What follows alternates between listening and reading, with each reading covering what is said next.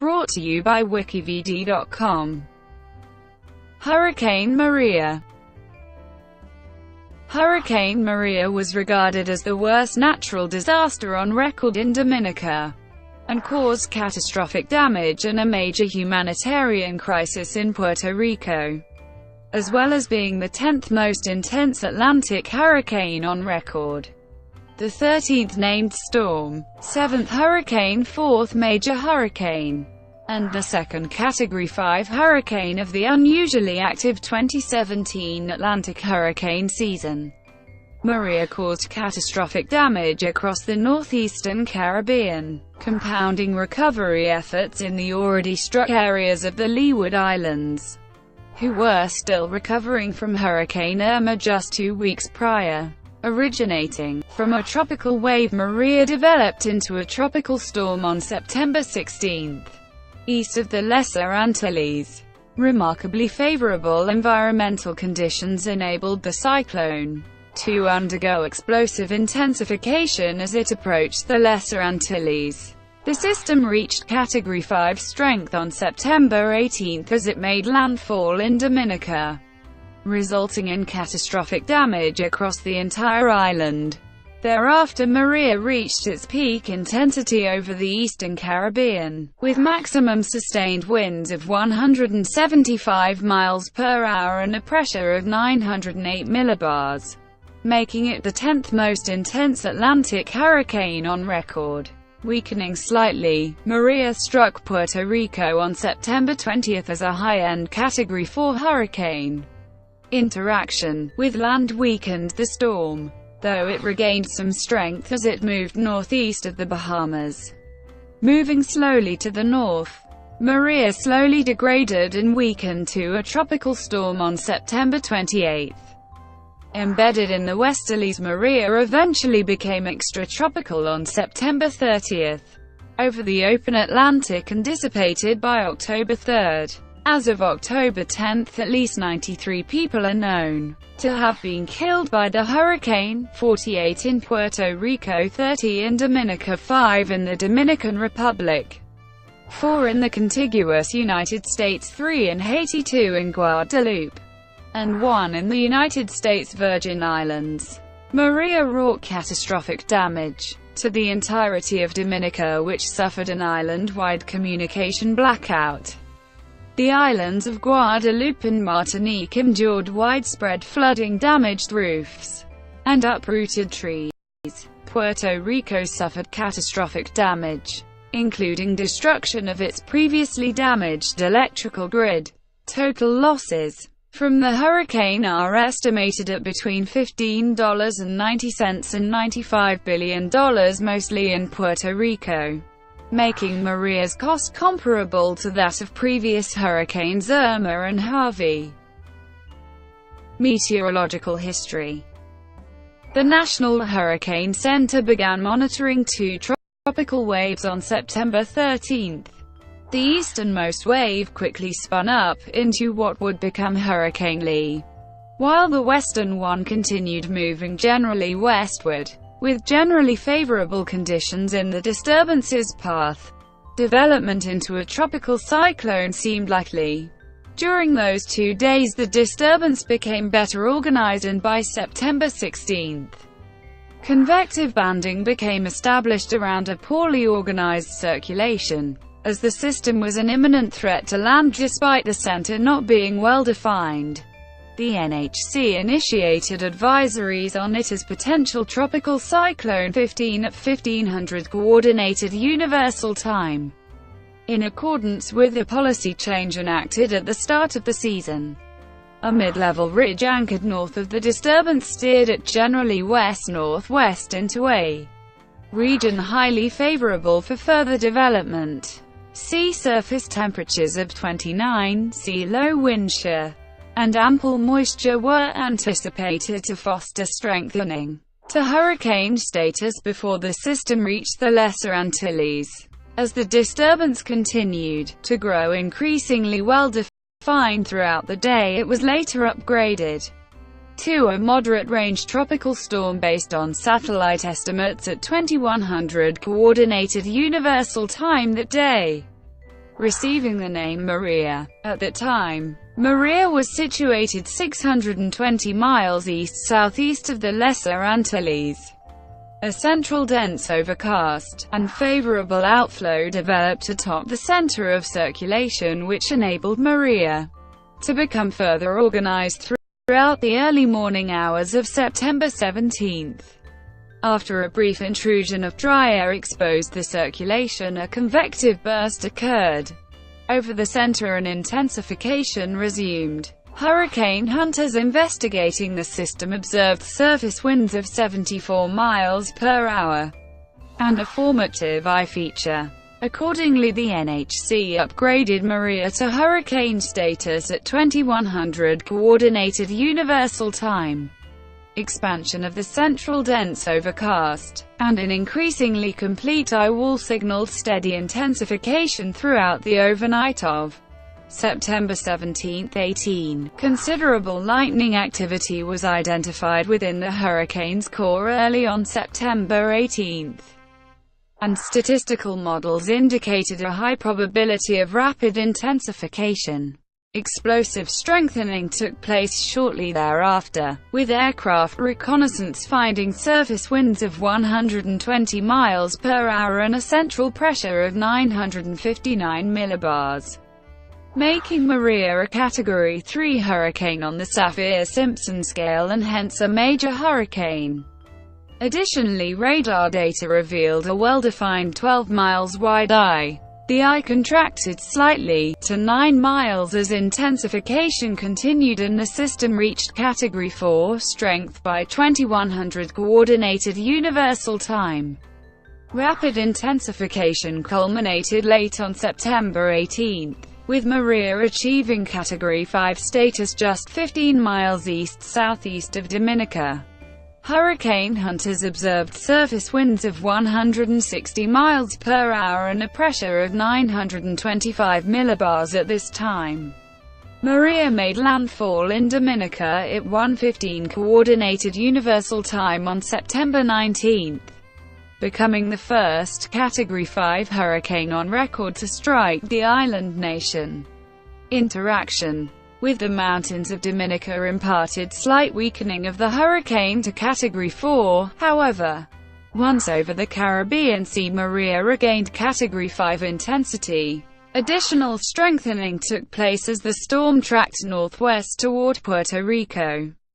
Despite the formation of concentric eye walls, the larger one spanning 25 to, and the smaller only 5 miles, signaling the start of an eye wall replacement cycle, the inner violent core remained undisrupted. Through the afternoon, Maria attained its peak intensity around 4 o'clock Coordinated Universal Time on September 20, roughly 30 miles south of St. Croix. Sustained winds reached 175 miles per hour, and its central pressure bottomed out at 908 millibars. This ranks it as the 10th most intense Atlantic hurricane since reliable records began. The hurricane made its closest approach to St. Croix around 5 o'clock Coordinated Universal Time on September 20, passing within 20 miles of the island. The storm's outer eye wall lashed the island while the more violent inner eye remained offshore. Hours later, around 8 o'clock Coordinated Universal Time, the outer eye wall struck VX, an island off the eastern coast of Puerto Rico. By this time, the outer eye became dominant as the inner one decayed, and the eye wall replacement cycle caused Maria to weaken to Category 4 strength. Maria made landfall just south of Yabucoa, Puerto Rico around 10:15 Coordinated Universal Time, with sustained winds of 155 miles per hour, making it the strongest to hit the island since the 1928 San Felipe Segundo hurricane. Maria maintained a general west-northwest course across Puerto Rico, emerging over the Atlantic Ocean shortly before 1800 Coordinated Universal Time. Interaction with the mountainous terrain resulted in substantial weakening. Sustained winds fell to 110 miles per hour, and the central pressure rose to 957 mbars. With favorable environmental conditions, Maria steadily reorganized as it moved away from Puerto Rico. A large eye 45 miles wide developed, with deep convection blossoming around it. Early on September 21st, the system regained Category 3 intensity. Initially cooler waters stirred up by Hurricane Irma 2 weeks prior limited Maria's reorganization. During the afternoon of September 21st, the system traversed the Navidad and Silver Banks north of the Dominican Republic, shoaling from the region's shallow waters temporarily interfered with measurements of surface winds. Convection around the storm's eye deepened and its eye became better defined that night, and the hurricane reached a tertiary peak with sustained winds of 125 miles per hour. An increase in southwesterly wind shear prompted gradual weakening of the hurricane, starting with restriction of banding features and later degradation of the eye wall. Late on September 22nd, the hurricane turned north-northwest as it reached the western periphery of the ridge previously steering it northwest. Maria fluctuated in organization throughout September 23rd, with its eye periodically clearing and becoming cloud-filled. It maintained Category 3 hurricane strength during this phase. Despite a decreasing central pressure, the storm finally weakened to Category 2 strength early on September 24th. Hurricane hunters observed flight-level winds of 116 to, however, surface wind returns by the NOAA's stepped frequency microwave radiometer were only 90 miles per hour. This indicated below-average mixing down of winds aloft. By this time, Maria's trajectory shifted almost due north between the aforementioned ridge and a cutoff low over the eastern Gulf of Mexico. Weakening accelerated later on September 24th into September 25th, as the hurricane traversed a cold wake, with sea surface temperatures of 24, created by Hurricane Jose a week prior. Maria degraded to Category 1 strength during this time. Early on September 25th, Maria's structure changed dramatically as its inner core collapsed. The low-level circulation became exposed to the northwest and most of the deep convection shifted to the eastern half of the storm. Maria further weakened into a tropical storm during the late afternoon of September 26th. However, a sustained convective burst resulted in Maria's winds increasing to hurricane force once again on September 27th, with banding features evident on the eastern part of the circulation. Despite this, northwesterly wind shear continued to impinge on the storm, and Maria once again weakened to a tropical storm early on September 28th. Simultaneously, Maria began to accelerate to the east-northeast as it became embedded into the mid-latitude westerlies. Gradually weakening, Maria soon began to move over sea surface temperatures of 23 C and below, causing most of its convection to dissipate. Late on September 30th, Maria transitioned into an extratropical cyclone. During the next couple of days, Maria's remnant accelerated towards the United Kingdom while rapidly weakening. Maria's remnants later crossed the Iberian Peninsula into the western Mediterranean Sea on October 3, before being absorbed by another frontal system later on the same day. Preparations.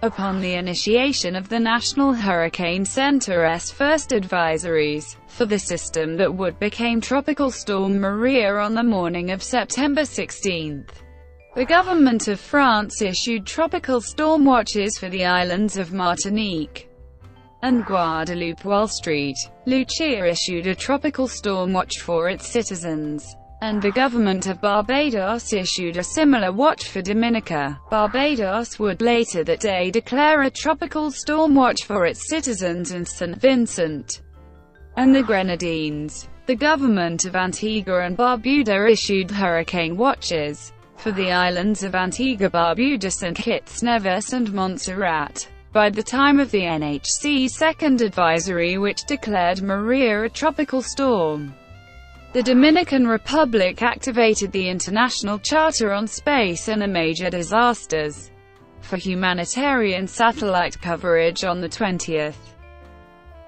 Puerto Rico. Still recovering from Hurricane Irma 2 weeks prior, approximately 80,000 remained without power as Maria approached. Puerto Rico Electric Power Authority struggled with increasing debt, reaching $9 billion even before the hurricanes, prompting them to file for bankruptcy. Furthermore, the company lost 30% of its employees since 2012. Aging infrastructure across the island makes the grid more susceptible to damage from storms. The median age of PREPA power plants is 44 years.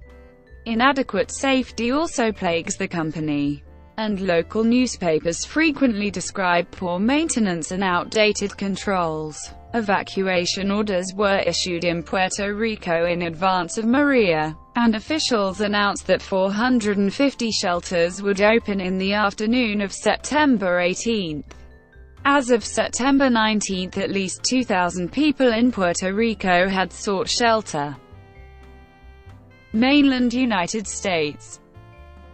As Maria approached the coast of North Carolina and threatened to bring tropical storm conditions, a storm surge warning was issued for the coast between Ocrasoke Inlet and Cape Hatteras, while a storm surge watch was issued for the Pamlico Sound, the Lower News River, and the Alligator River on the morning of September 26. A state of emergency was declared by officials in Dare and Hyde counties, while visitors were ordered to evacuate Hatteras and Ocrasoke Islands. Ferry service between Ocrasoke and Cedar Island was suspended the evening of September 25 and remained suspended on September 26 and 27 due to rough seas, while ferry service between Ocrasoke and Hatteras Island was suspended on September 26 and 27. The port in Morehead City was closed by the United States Coast Guard on the morning of September 26. Schools in Dare County closed on September 26 and 27, while schools in Carteret and Tyrrell counties along with Ocrasoke Island dismissed early on September 26. In anticipation of high winds, schools in Currituck County were closed on September 27 due to high winds. Windward Islands. The outer rain bands of Maria produced heavy rainfall and strong gusts across the southern Windward Islands. The Huonora and George F.L. Charles airports of St. Lucia respectively recorded 4.33 in and 3.1 in of rain, though even higher quantities fell elsewhere on the island. Scattered rock slides, landslides, and uprooted trees caused minor damage and blocked some roads. Several districts experienced localized blackouts due to downed or damaged power lines. The agricultural sector, especially the banana industry, suffered losses from the winds. Heavy rainfall amounting to 3.5 in caused scattered flooding across Barbados. In Christchurch, the floodwaters trapped residents from the neighborhood of Goodland in their homes and inundated the business streets of St. Lawrence Gap. Maria stirred up rough seas that flooded coastal sidewalks in Bridgetown and damaged boats as operators had difficulties securing their vessels. High winds triggered an island-wide power outage and downed a coconut tree onto a residence in St. Joseph.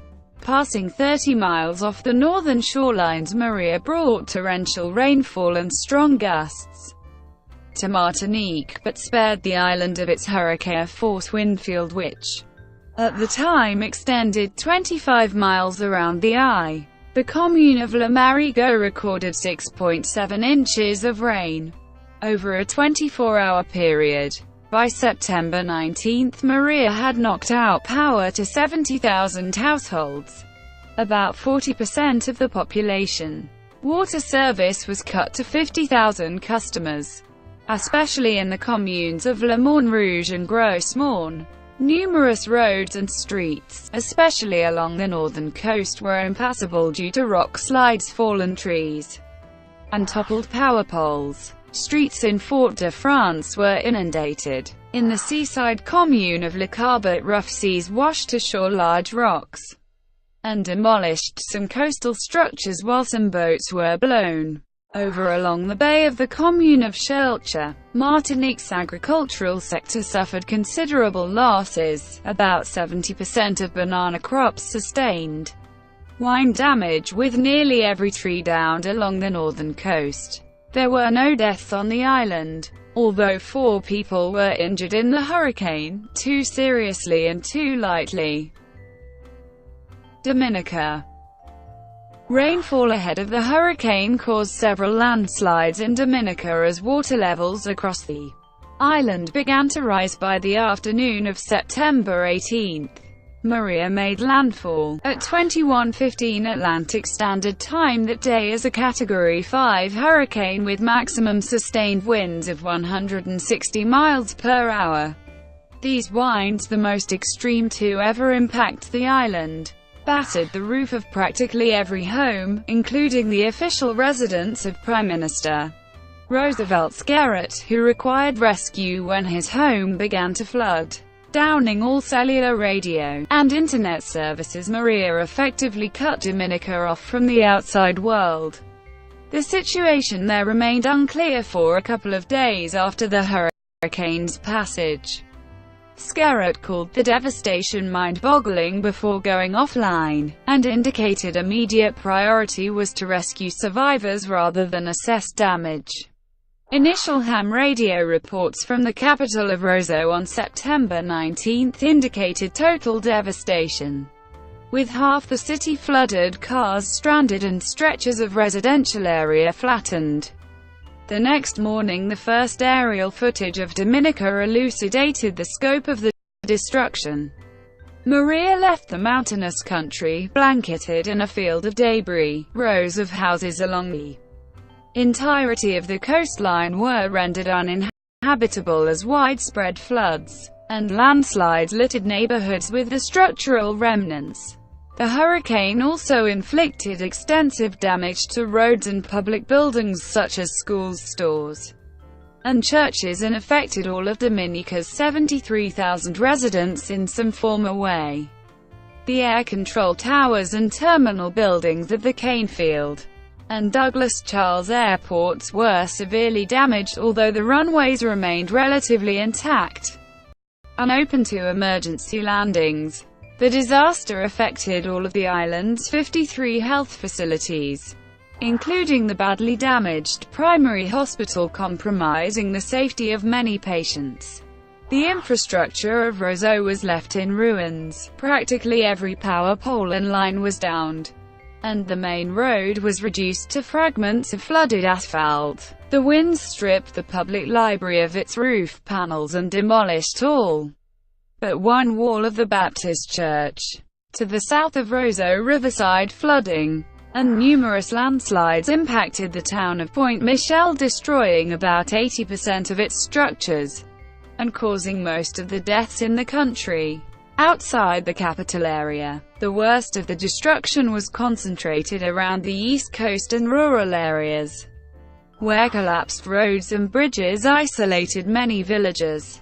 The port and fishing town of Marigot, St. Andrew Parish, was 80% damaged. Settlements in St. David Parish such as Castle Bruce, Good Hope and Grand Fond had been practically eradicated. Many homes hung off cliffs or decoupled from their foundations. In Rosalie, rushing waters gushed over the village's bridge and damaged facilities in its bay area. Throughout St. Patrick Parish, the extreme winds ripped through roofs and scorched the vegetation. Buildings in Grand Bay, the parish's main settlement, experienced total roof failure, or were otherwise structurally compromised. Many houses in La Plaine caved in or slid into rivers, and its single bridge was broken. Overall, the hurricane damaged the roofs of as much as 98% of the island's buildings, including those serving as shelters. Half of the houses had their frames destroyed. Its ferocious winds defoliated nearly all vegetation, splintering or uprooting thousands of trees, and decimating the island's lush rainforests. The agricultural sector, a vital source of income for the country, was completely wiped out. 100% of banana and tuber plantations was lost, as well as vast amounts of livestock and farm equipment. In Maria's wake, Dominica's population suffered from an island-wide water shortage due to uprooted pipes. The Caribbean Disaster Emergency Management Agency estimates that the hurricane has caused billions of dollars worth of damage. As of October 1, there are 30 fatalities confirmed across the island, with more than 50 reported missing. Guadeloupe. Blustery conditions spread over Guadeloupe as Maria tracked to the south of the archipelago, which endured hours of unabating hurricane-force winds. The strongest winds blew along the southern coastlines of Basse-Terre Island. Gilbert observed a peak wind speed of 101 miles per hour, while winds up north in nearby Bayleaf reached 92 miles per hour. Along those regions, the hurricane kicked up extremely rough seas with 20-foot waves.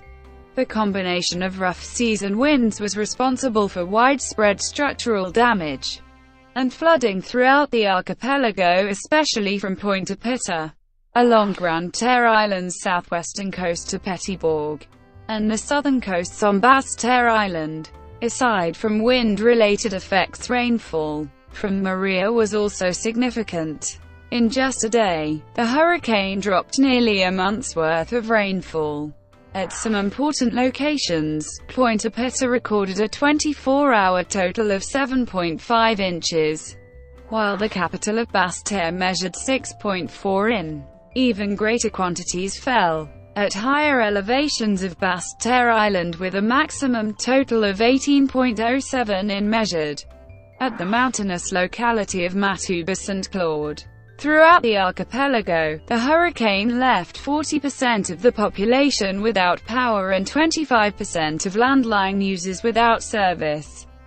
The islands of Marie-Galante, La Décirade and especially Les Saints bore the brunt of the winds, which caused heavy damage to structures and nature alike and cut the islands off from their surroundings for several days. Homes on Terre-Dieu Island of Les Saints were flooded or lost their roofs. On the mainland, sections of Pointe Pitre stood under more than 3.3 feet of water, and the city's hospital sustained significant damage. The Basse-Terre region suffered severe damage to nearly 100% of its banana crops, comprising a total area of more than 5,000 acres. Farmers describe the destruction to their plantations as complete annihilation. Beyond their impact on farmland, the strong winds ravaged much of the island's vegetation. Fallen trees and branches covered practically every major road and were responsible for one death. Another person was killed upon being swept out to sea. 2 people disappeared at sea after their vessel capsized offshore La Décirade east of mainland Grande Terre. Damage from Maria across Guadeloupe amounted to at least €100 million. United States Virgin Islands. Maria's outer eye wall was reported by the National Hurricane Center to have crossed St. Croix while the hurricane was at Category 5 intensity. The hurricane caused extensive and severe damage to the island. Sustained winds at the Sandy Point National Wildlife Refuge reached 99 and gusted to 137 miles per hour. The Luis Hospital suffered roof damage and flooding but remained operational. 1 person died from a storm-induced heart attack. Puerto Rico. The storm made landfall on Puerto Rico on Wednesday, September 20.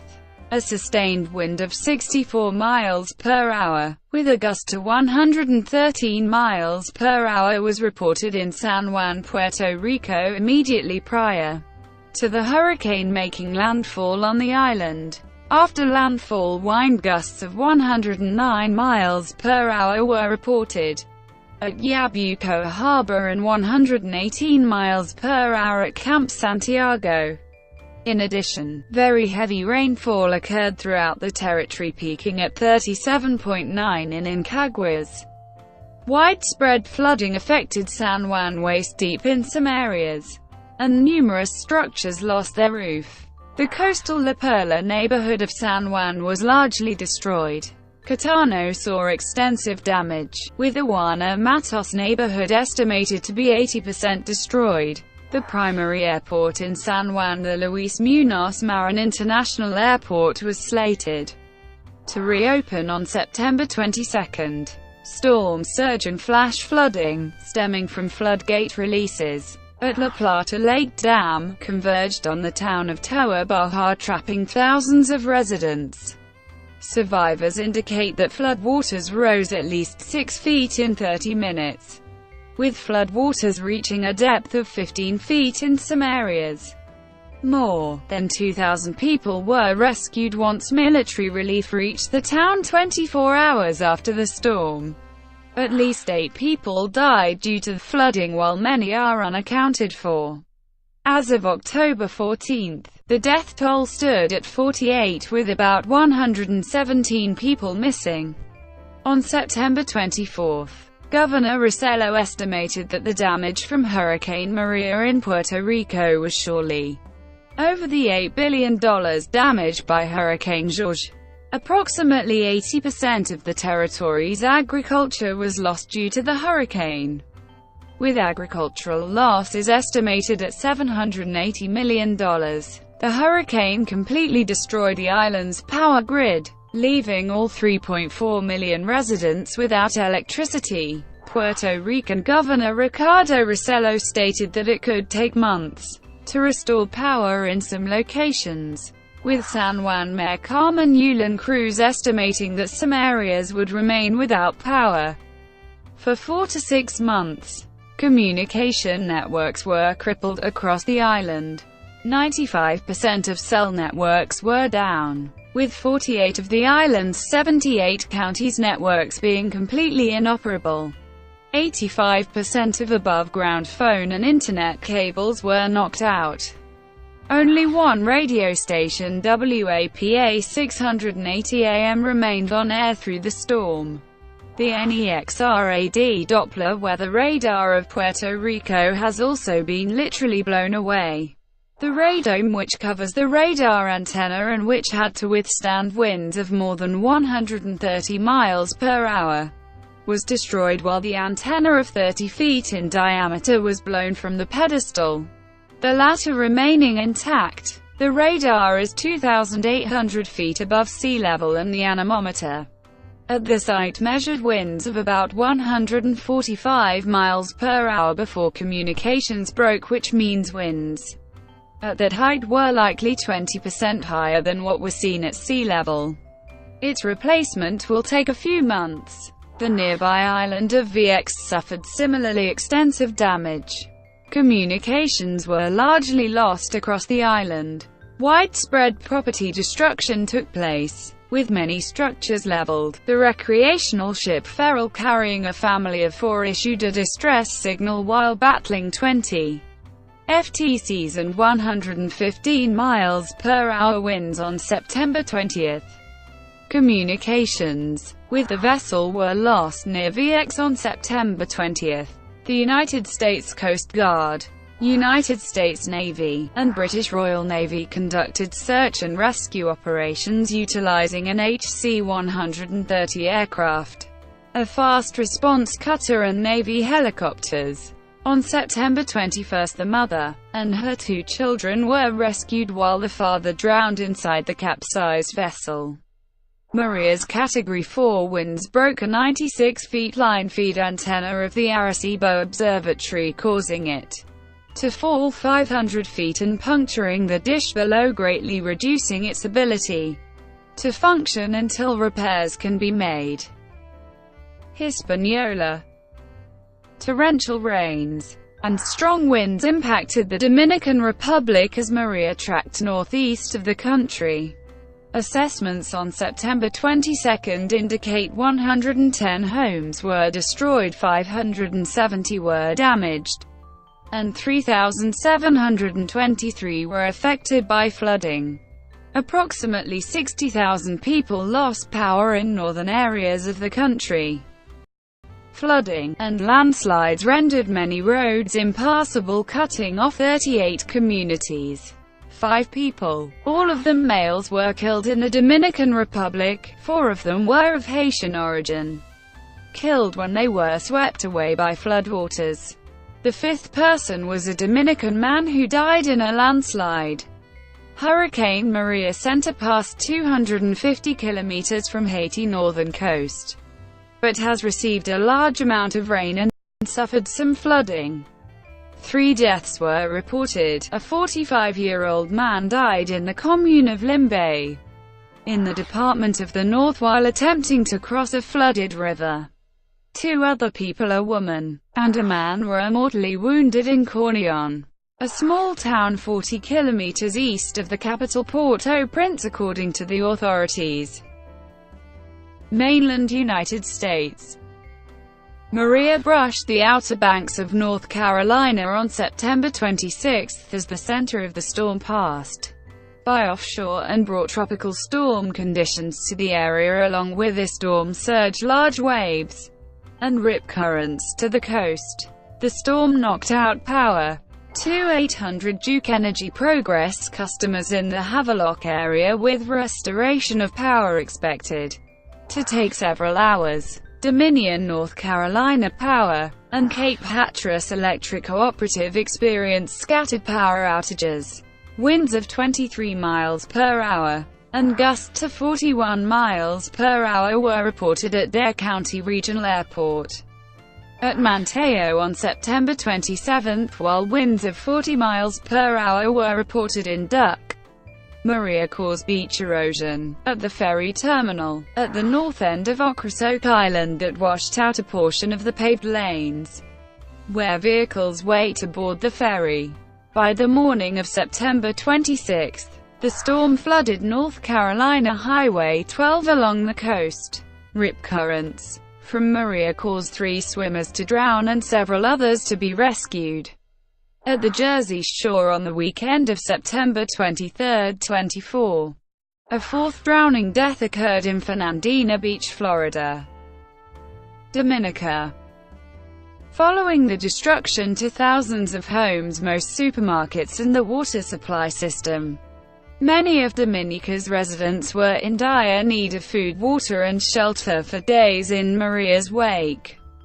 Through the Caribbean Catastrophe Risk Insurance Facility, Dominica received approximately $19.2 million in emergency funds, previously deployed to St. Martin to assist in relief efforts after Hurricane Irma arrived in Dominica on September 22. The vessel carried 2 Sikorsky SH-60 Seahawk helicopters to assist in distribution of relief supplies in hard-to-reach areas. At the United Nations General Assembly on September 23, Prime Minister Roosevelt Scarrett called the situation in Dominica an international humanitarian emergency. The Royal Canadian Navy vessel was dispatched to Dominica at the request of Dominican Prime Minister Scarrett. Puerto Rico.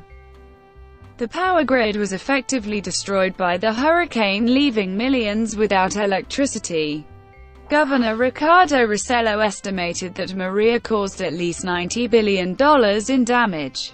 As of September 26, 95% of the island was without power. Less than half the population had potable water and 95% of the island had no cell phone service. On October 6, a little more than 2 weeks after the hurricane, 89% still had no power. 44% had no water service and 58% had no cell service. On October 13, both CNN and The Guardian reported that desperate Puerto Ricans are drinking water being pumped from a hazardous waste well at an EPA Superfund site. There have been ongoing fuel shortage and distribution problems, with 720 of 1,100 gas stations open as of October 1. The Guajataca Dam was structurally damaged, and on September 22, the National Weather Service issued a flash flood emergency for parts of the area in response. Tens of thousands of people were ordered to evacuate the area, with about 70,000 thought to be at risk. The entirety of Puerto Rico was declared a federal disaster zone shortly after the hurricane. The Federal Emergency Management Agency planned to open an air bridge with 3 to 4 aircraft carrying essential supplies to the island daily starting on September 22. Beyond flights involving the relief effort, limited commercial traffic resumed at Luis Muñoz Marin International Airport on September 22 under primitive conditions. A dozen commercial flights operated daily as of September 26. By October 3, there were 39 commercial flights per day from all Puerto Rican airports, about a quarter of the normal number, in marked contrast to the initial relief efforts for Hurricane Katrina and the 2010 Haiti earthquake. On September 22, the only signs of relief efforts were beleaguered Puerto Rican government employees. The territory's government contracted 56 small companies to assist in restoring power. 8 FEMA urban search. On September 24, the amphibious assault ship and the dock landing ship under Rear Admiral Jeffrey W. Hughes, along with the 2,400 Marines of 26th Marine Expeditionary Unit, arrived to assist in relief efforts. By September 24, there were 13 United States Coast Guard ships deployed around Puerto Rico assisting in the relief and restoration efforts. The national security cutter USCGC James, the medium endurance cutters USCGC Diligence, USCGC Forward, USCGC Venturous and USCGC Valiant, the fast response cutters USCGC Donald Horsley, USCGC Heriberto Hernandez, USCGC Joseph Napier, USCGC Richard Dixon and USCGC Winslow Greaser, the coastal patrol boat USCGC Yellowfin, and the seagoing buoy tenders USCGC Cyprus and USCGC Elm. Federal aid arrived on September 25, with the reopening of major ports. 11 cargo vessels collectively carrying 1.3 million liters of water, 23,000 cots, and dozens of generators arrived. Full operations at the ports of Guaynilla, Salinas, and Taliboa resumed on September 25, while the ports of San Juan, Fajardo, Culebra, Guayama, and VX had limited operations. The United States Air Force Air Mobility Command has dedicated 8 C-17 Globemaster aircraft to deliver relief supplies. The Air Force assisted the Federal Aviation Administration with air traffic control repairs to increase throughput capacity. The United States Transportation Command has moved additional personnel and 8 U.S. Army UH-60 Black Hawk helicopters from Fort Campbell, Kentucky, to Luis Muñoz Marin International Airport to increase distribution capacity. The United States Army Corps of Engineers deployed 670 personnel engaged in assessing and restoring the power grid. As of September 25, 83 generators were installed, and an additional 186 generators were en route. As of September 26, agencies of the U.S. government have delivered 4 million meals, 6 million liters of water, 70,000 tarps, and 15,000 rolls of roof sheeting. National Guard troops have been activated and deployed to Puerto Rico from Connecticut, Georgia, Iowa, Illinois, Kentucky, Missouri, New York, Rhode Island, and Wisconsin. On September 26, the hospital ship prepared to deploy, and subsequently arrived a week later in Puerto Rico.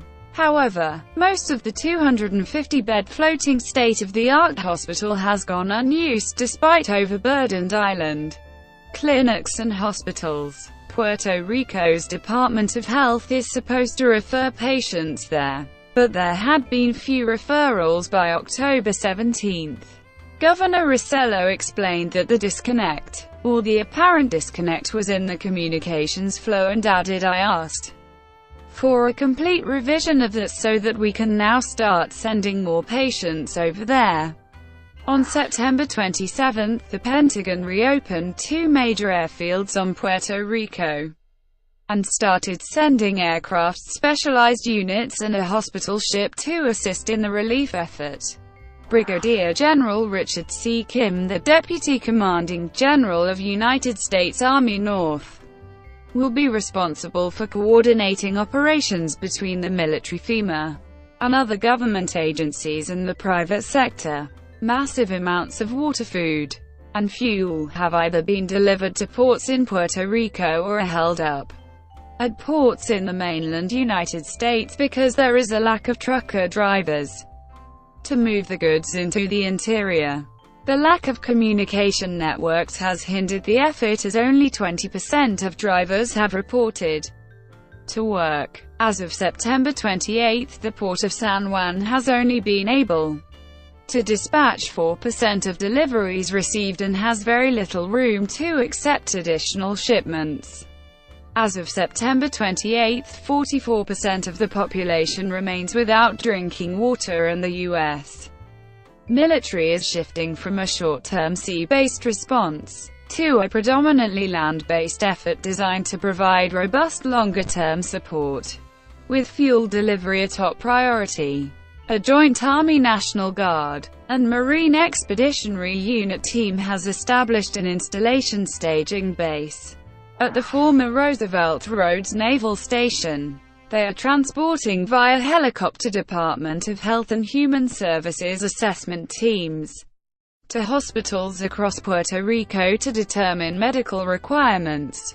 On September 29, the amphibious assault ship USS Wasp, which had been providing relief activities to the island of Dominica, was diverted to Puerto Rico.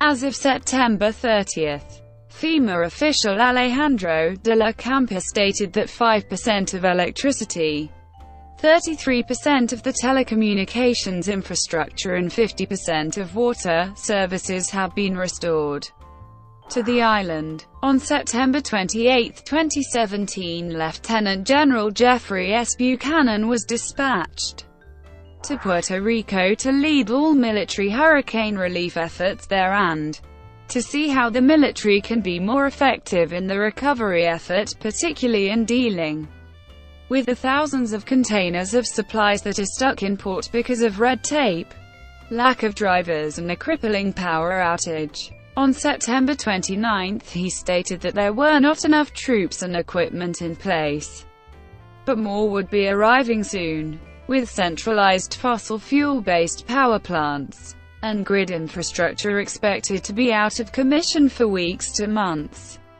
Some renewable energy projects are in the works, including the shipment of hundreds of Tesla Powerwall battery systems to be integrated with solar PV systems and sun and solar microgrid projects at 15 emergency community centers, the first expected to be completed in October.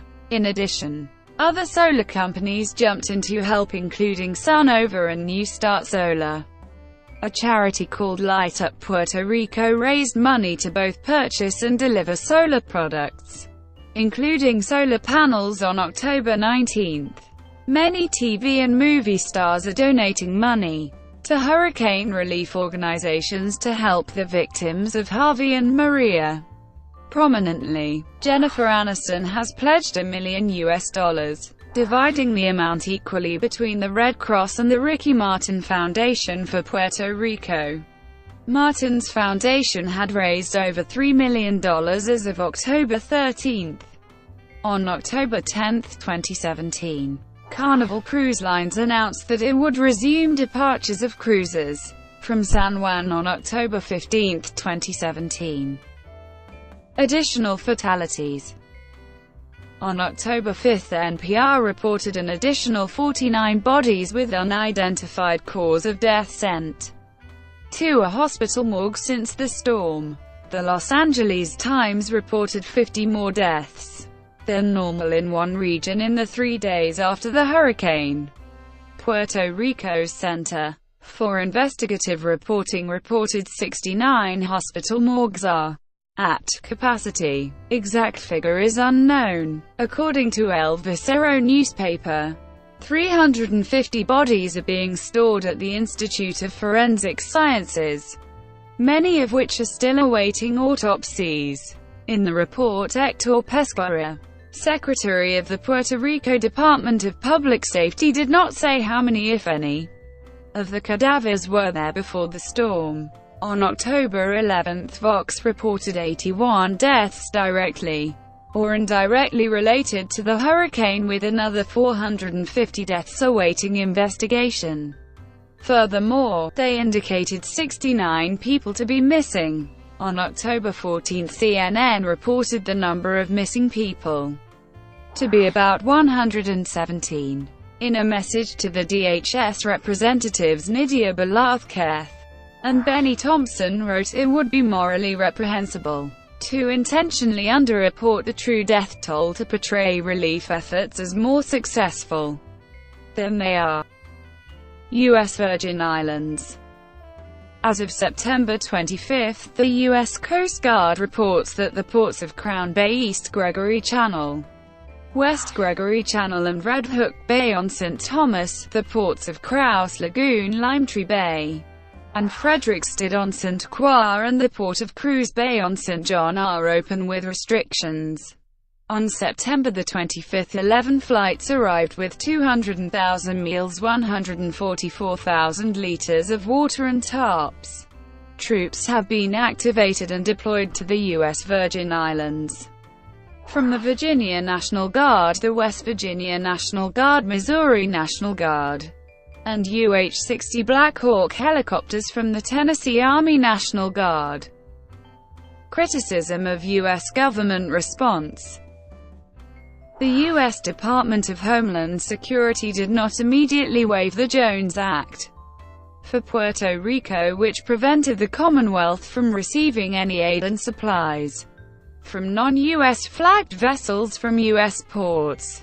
The waiver was granted after 2 days, while in contrast the waiver was not granted for Hurricane Harvey until 14 days after the hurricane, and was narrowly drafted to only allow fuel transportation for 7 days. A DHS security spokesman said that there would be enough U.S. shipping for Puerto Rico, and that the limiting factors would be port capacity and local transport capacity.